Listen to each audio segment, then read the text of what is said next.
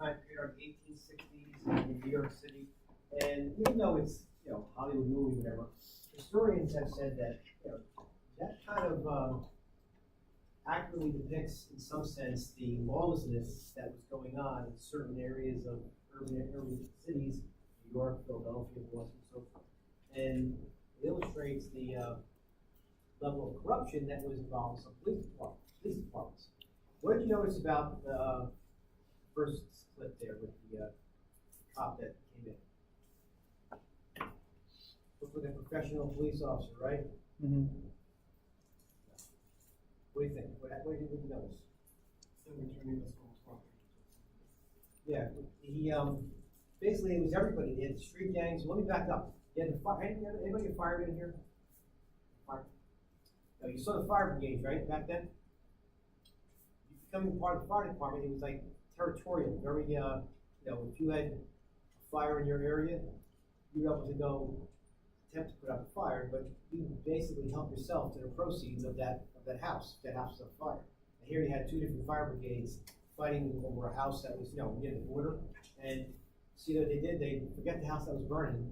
The house that wasn't burning, they wanted to get their gang and their crew some loot. So they, knocked the door down to the house next door and they rummaged through the place.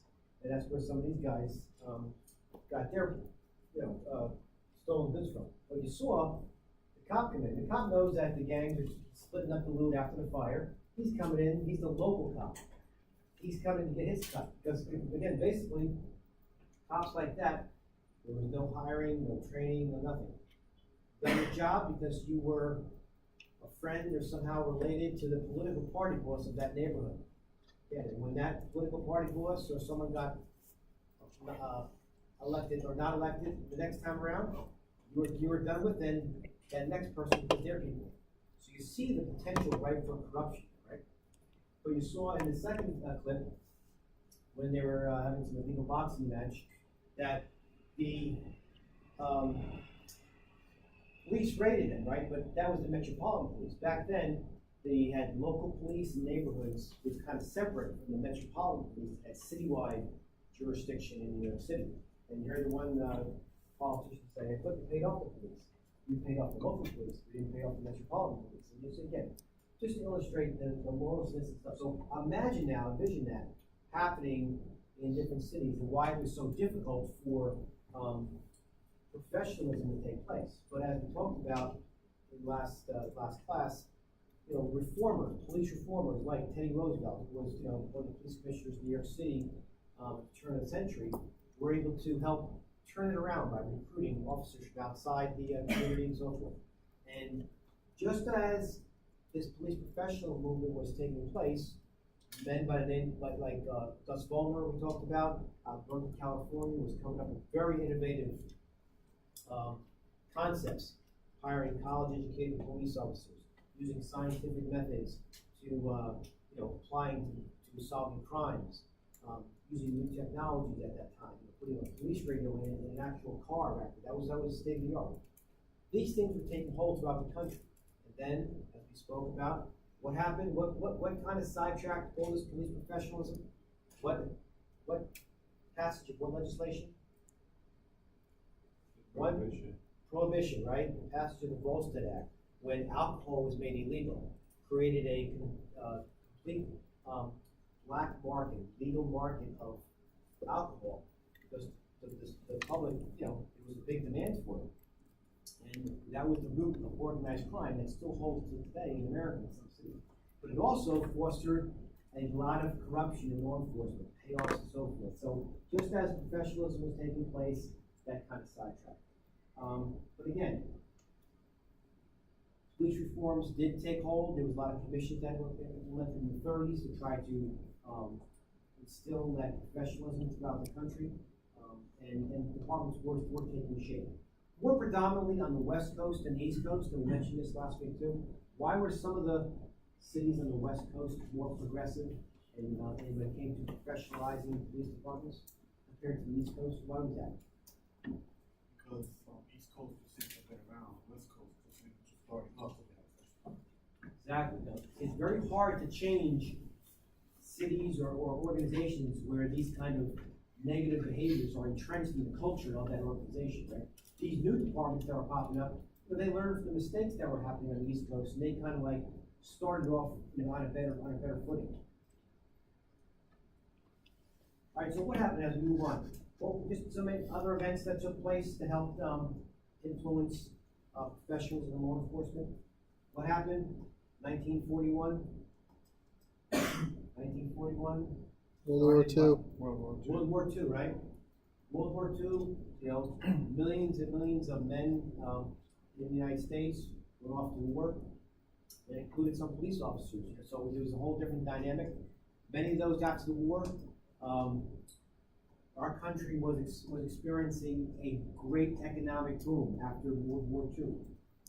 1950s. What took place during the 1950s? Don't worry about policing yet. Just what was happening in our country in the 1950s. What positive things were happening around The baby boomer stuff, right? What? Baby boomers? Well, basically, yeah. The men who came back from the war basically were coming home, settling down, starting families and so forth, and there was a population boom. They called it the baby boom. It was the biggest spikes in population growth in our nation's history was between the late 40s and 1964. But during the 50s, again, population boom, right? So people needed to go places. The economy is good, people have spending money. But what was the main thing that helped spur the growth of different cities and towns that started popping up over the country, throughout the country, to facilitate this population? What was needed? What was developed? What? Cars. Cars, but the cars needed to do what? Work? Get there on how? What? Who's the roads? No, I said they had to work. With the interstate highway system we have, 287, 70, all these major highways, they started under President Eisenhower during the 1950s. The Interstate Highway Act, basically, it was designed to connect the major cities in the country with each other. So, in the old days, it was either by train or old, roadways that really couldn't handle the volume of cars that were now coming on the road. So, the interstate highways now, you can drive from Philly to New York City in half the time you could have driven before because of these new highways. And along the way, what happened between the major cities? What started popping up? Towns, cities, where there were farms and nothing. Now all of a sudden there became, suburbs, the suburbs. That's when the suburbs were basically created. The communities that popped up between the city centers became what's known as suburbs. And obviously in these suburban communities, you need to staff them with a law enforcement. You need to start government, local services, and so forth. So you had this big population growth, big influence. So with this big need now for law enforcement to staff these new police departments and to staff, police departments throughout the country, where did these police departments get their manpower from? Who made up, I should say, most of the manpower? Former military. Yeah, the former military. The men who had served overseas during the war, a lot of them, the majority of them were veterans. And again, when you think about it, during the 1950s, during this great expansion, training started improving, but still not a fraction of what the training for law enforcement is today. So, and I'm just trying to set the stage for what happened during the 60s. You had this large group of new officers, who were brought up during the military mindset, and during the 1950s, the mindset was, there was an attitude of law enforcement among the people in law enforcement. Cop came up to you on the street and says, "Hey, kids, get off the corner." You listen to him. There was a different mindset back then. And at the same time, there really weren't nearly as many restrictions put on law enforcement as there are now. A lot of that was put in place during a lot of Supreme Court decisions in the 1960s. So now you take the fact that now you move from the 50s to the 60s. What happened? What are some of the major social events that happened during the 1960s? What are some of the major events that happened in our country during the 1960s?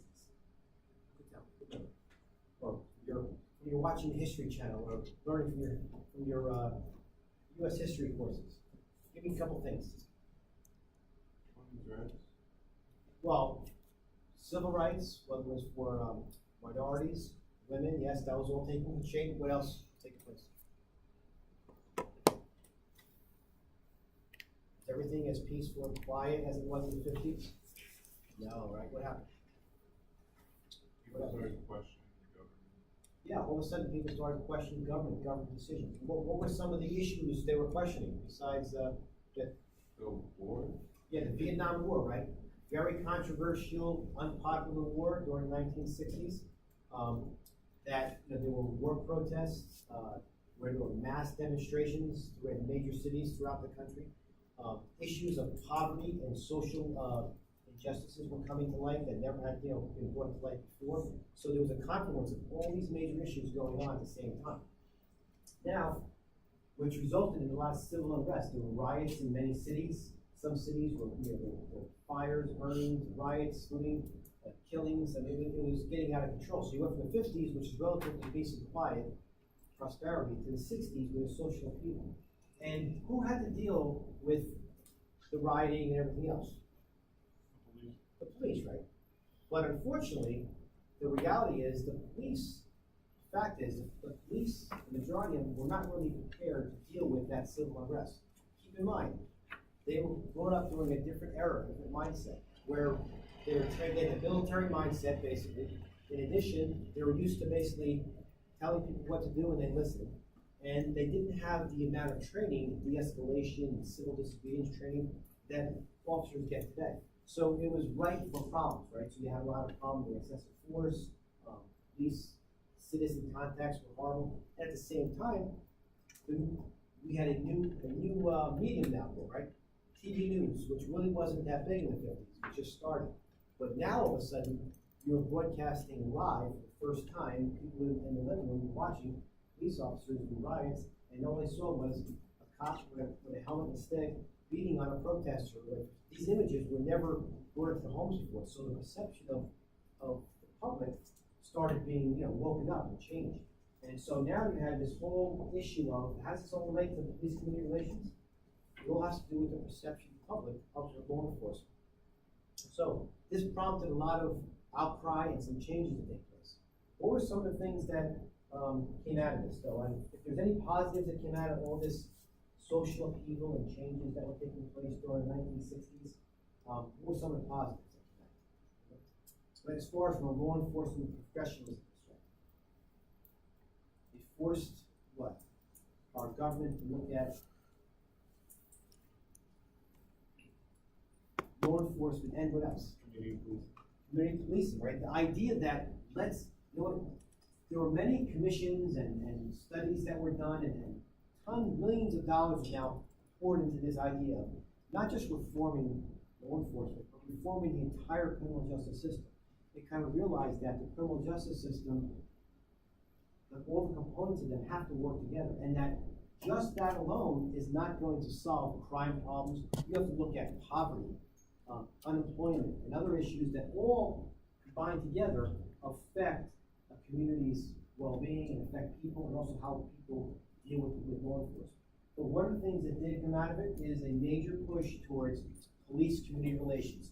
Get the community back together. Because again, getting back to like the 1950s, you had like in the cities, you had a lot of officers walking the beat, right? You ever go through the cities and see cops out in the street, right? Walking the beat. What are the advantages of having a cop in that setting, walking the beat in, say, a neighborhood in the city? What are the advantages from a police community standpoint? What do you think? The advantage of increasing police community relations by having a cop physically, walking around up and down the city block. What are the good things about that? Talk to people. Something as basic as that. Talking to who? Who are the people we're talking to? Anyone that has a question. Anybody has a question? Store owners, right? Customers, residents who may live above the stores, right? It was a much more in-touch feeling. You knew your local cops. You knew who was the cop on the beat. The cops also knew, who the kids were, who the troublemakers were, and can kind of intervene and steer them out of trouble. While they, little things like that you didn't have as much. And unfortunately, you got to keep timing-wise. As the population grew, calls for service increased, technology increased, more police officers were now put in patrol cars during the 1960s, late 50s and into the 60s. So even though the patrol car is a big advantage from a response standpoint, to carry equipment and everything, well, from a community policing standpoint, the transition to having now more police officers and patrol cars not on walking the beat, what did that do to police community relations? They're not talking with the community as much. Yeah, what it created basically was almost this barrier that the police officers would like drive around with a little fishbowl in the car with, you know, a barrier, that glass window. It was like an us versus them mentality. It started, that disconnect started. It was not intentional, but it was an inadvertent thing. So you take all these factors into place, and then with all the social upheaval and everything else, when all the social upheaval happened, it was at a time when police community relations were at an all-time low in many cities. So again, it was a recipe for disaster. So the reality is, out of this, all the negatives, we did have some positives. There was a big push by federal and state agencies to increase community policing. Funding was given, and a lot of projects were taking place. Some experiments, we'll talk about just some of these you looked off. No, I'll just go through them real quick. Into the 70s, a lot of these took place, things such as team policing, with some of the foundations for community policing. Some studies that were done in the 1980s, the Kansas City Preventive Patrol Experiment, it basically had some controversial results that preventative patrol is not effective, and that quick response time does not reduce crime, and that the police have little impact on preventing crime. Again, kind of controversial. Anybody hear this before? Some other classes before? Because what was happening is law enforcement, like many professions, especially a traditional-based organization like law enforcement, it's very difficult to change the way we do things, right?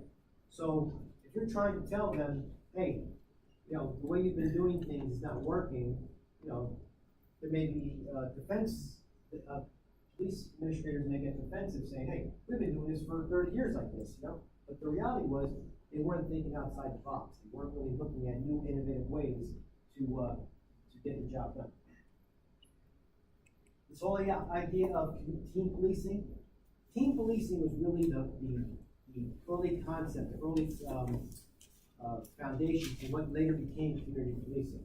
It basically decentralized the policing function and focused it on the neighborhood. Just like we had that article before that you mentioned, where that one town is now having officers assigned to certain specific areas and permanently, so they get to know that particular area more thoroughly. The early experiments in this, unfortunately, didn't work out too well because a lot of them didn't understand what the whole concept was. Departments, they said they were embracing this team policing, but they really didn't educate their officers on what they were to do and not do. So a lot of them didn't understand what their duties were. And some officers in the command ranks felt threatened because in the community policing model, what it does is, remember, the police department is like the military. It's a very hierarchical organization. We have chiefs, captains, lieutenants, sergeants, patrol officers, detectives, as you work your way up the pyramid. And that chain of command is you can't go to do whatever without asking your sergeant. Sergeant's got to get permission from the lieutenant. Right up the line. What community policing does is it allows that patrol officer out there in the street in that neighborhood to get more latitude, more responsibility, and more authority to take things into their own without asking permission, do whatever it takes to solve that citizen's problem. Again, when this effort in team policing had a re-emphasis to go back to like the 1950s and get more officers out on foot patrol, residents did respond positively. Residents felt that crime had declined and it was safer by simply having those officers out there. It improved police relations with the community, and ultimately, from a police perspective, they were able to gather information more quickly. Because when crime occurs or something happens and you need to get the pulse of what's going on in a neighborhood, if you're not in touch with the community and people there, are citizens going to be more likely or less likely to provide information? Less likely, right? Yeah, of course. But the better relations you have with them, and they don't feel that there is that barrier, they're more likely to communicate and share information. Again, we just mentioned, in this new model, officers on the street had more autonomy. And again, they weren't just reacting to crimes, they were also looking at what the causes of that crime were. Something that really wasn't done before. And they're coming up with creative solutions. The emphasis was on crime control and crime prevention.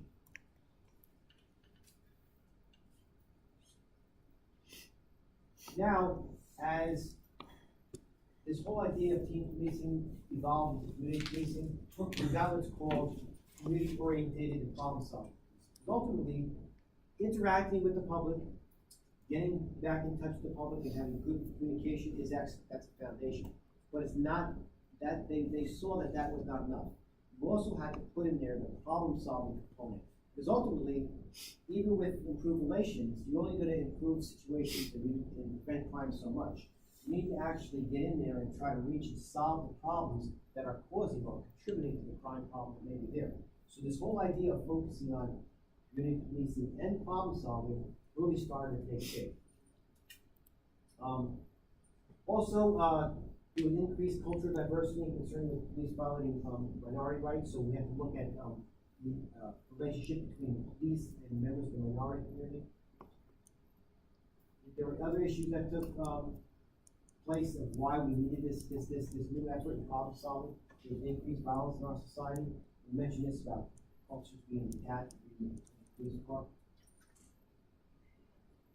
Also, whenever the economy goes down, who's impacted besides the public? Who else is impacted? When the economy is not doing well, what happens? Crime goes up.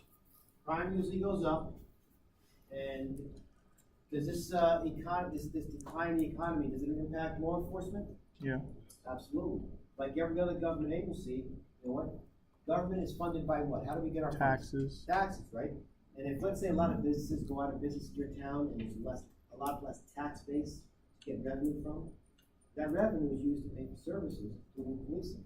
So you may have to lay off police officers. In fact, that was what happened. If you guys are too young to remember, about 10 years ago, 2006, 2007, there was a financial crisis with the problem with banks and so forth. We went into a recession.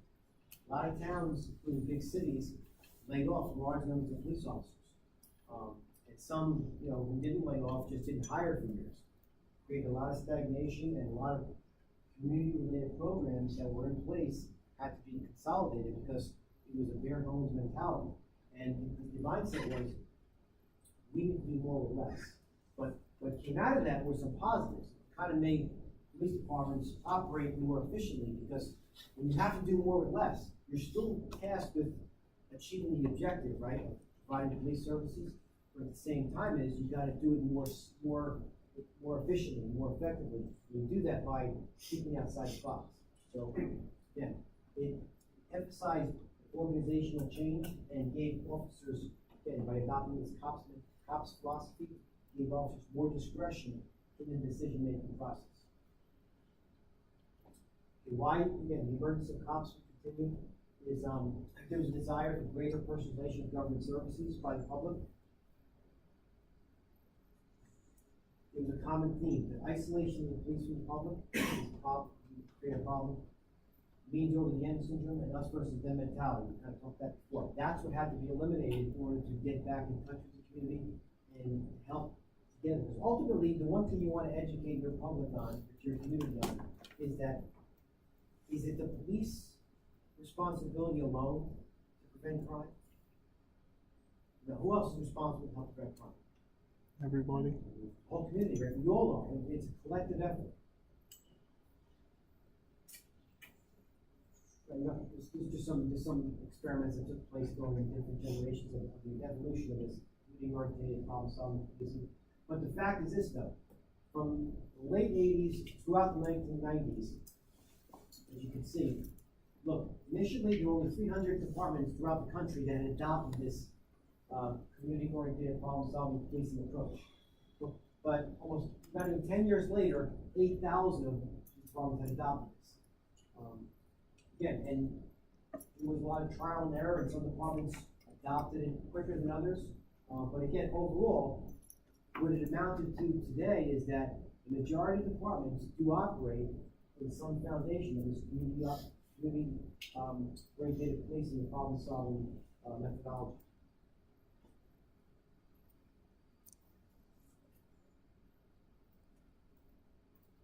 So you get some stats on how many departments have adopted it now, 17,000. This is as of, this is probably as of the last years. One important point though, during this time period, which helped departments get to achieve this goal, was the Violent Crime Control and Law Enforcement Act of 1994. It established a tremendous amount of funding from the federal government, over $8 billion to create the Office of Community-Oriented Policing and Services. Basically, if a police department was able to demonstrate that they're going to create some kind of program, whatever, the government would give money to hire more police officers to staff these programs. So as long as you came up with the right, it was done through federal grants and so forth, the right program, you had to apply for grants. The reality was a lot of departments took advantage of this and hired a tremendous amount of police officers under this grant opportunity. Other things that we're going to talk about this semester, more in depth in later chapters, that helped with the idea of not just helping with police community relations, but also helping us in law enforcement do our job more effectively and intelligently, where things such as CompStat, intelligence-led policing, predictive policing, because ultimately this whole idea of the information age, right? We started utilizing, although law enforcement was going behind the private sector, has now caught up with the fact of utilizing all these social media for helping us communicate and get in touch with the public, right? Through Twitter, Facebook, you name it. Most police departments all have their own accounts. And let me ask you this back up. How many of you get your information through Twitter or someone else? Facebook, right? Most people do. That's the mode of operation. An incident happens in a city, like say Jersey City, there's a fire or whatever. The public information officer for the Jersey City Fire Department all of a sudden gets on Twitter. Working fire at 1000 JFK Boulevard. Please stay away from the area. 10 minutes later, he's updating. The point is, things like that get in touch with the public. Police departments do the same thing. Keeps the public informed, not a guessing game. You don't have to wait to read about it more in the newspaper like you had to, 10, 15 years ago. So again, very important in helping us in this effort. Major issue that now took place that also has impacted us in law enforcement is obviously the idea of Homeland Security, right? After 9/11, which we celebrated the 16th anniversary yesterday, what happened when it came to, how did that change law enforcement? How did that change us law enforcement in the United States? What did that do? Didn't it make it to like fire departments and police departments to talk together?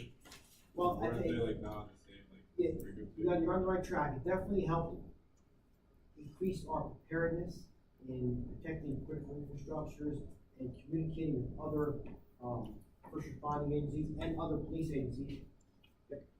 The police became more militarized. Well, in one sense, yeah, the police also, they're starting to shift towards the militarization of policing in some sense.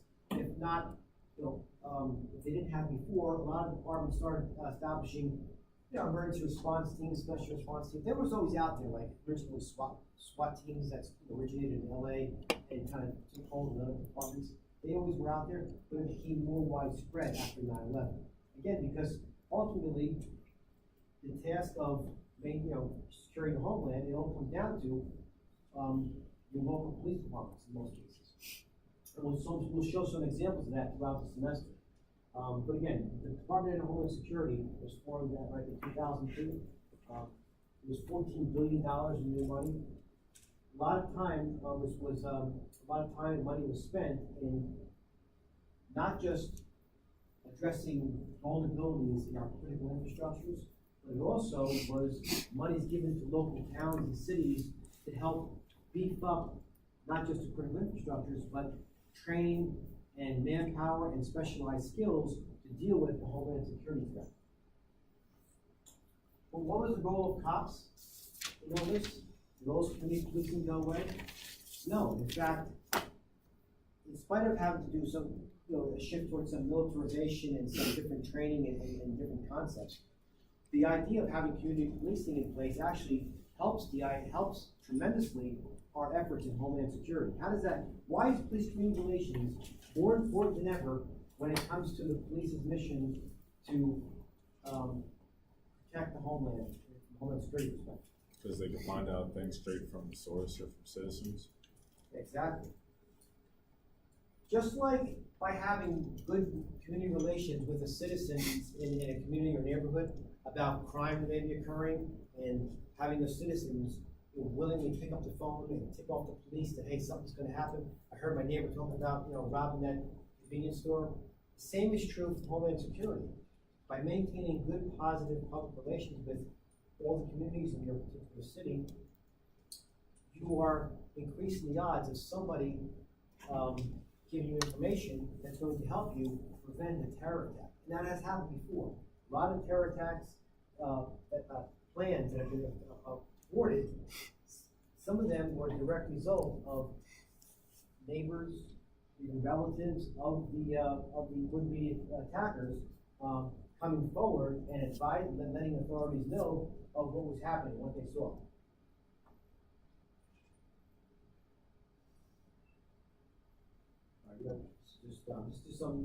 This is just some government-sponsored education that law enforcement professionals can get related to all these issues. Again, things that were not out there before, or are really prevalent now in the police training field.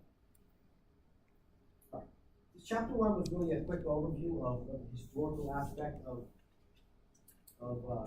community policing and where we came, and you saw how far we came from the days of 1860s in New York City with corruption and so forth. Not that there's not corruption that can take place now, but it's so minimized compared to what it was like then. It's not even in the same ballpark. But again, through some trials and tribulations, professionalism in law enforcement has increased dramatically.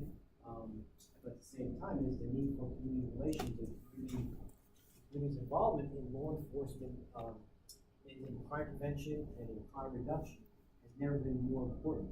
Because police departments, even after the budgetary crisis of like 2007, 2008, a lot of them still haven't recovered as far as the amount of manpower that they had prior to that.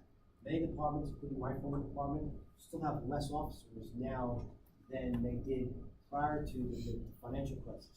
But many departments can say that, guess what? Crime is actually lower than it was when we had 20 more officers or 100 more officers. All because the conditions forced us to do things more effectively and efficiently, and by utilizing technology like CompStat, predictive policing, has really helped us do our jobs better. And ultimately, all in concert with the help of the public. All right, we'll wrap up with a quick video.